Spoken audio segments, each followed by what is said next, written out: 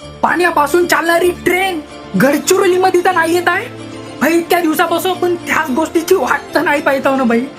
खरंच भाई हे ट्रेन लॉन्च झाली भाई. पाण्यापासून चालणारी ट्रेन, हायड्रोजन ट्रेन, पाण्यापासून प्रोसेस होऊन चालणारी ट्रेन भाई.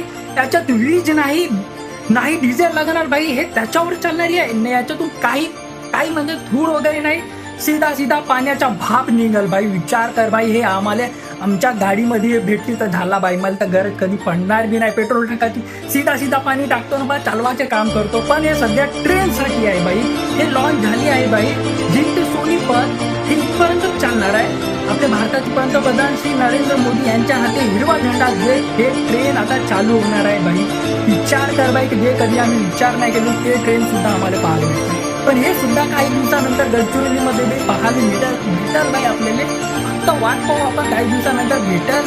तर हे सध्या गाडीवाल्यासाठी लॉन्च करा यार. आणि झाला मग टेन्शनच खतम भाई. पाणी वाणीच्या वरतून ते उसाच्या यार पेट्रोल टाका लागते. सीधा आता पाण्याचाच टाकणं चालू करतो भाई. विचार करत हवा का करू या पाण्यापासून यार.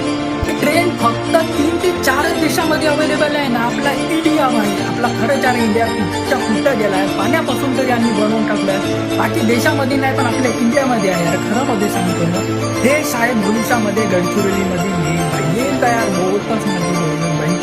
पण काही असो यार, अशी तरी ट्रेन आपल्याला पाहायला भेटली आपल्या भारतामध्ये यार. खरं सांगतो ना, आपल्या इंजिनियरला सलाम आहे भाई.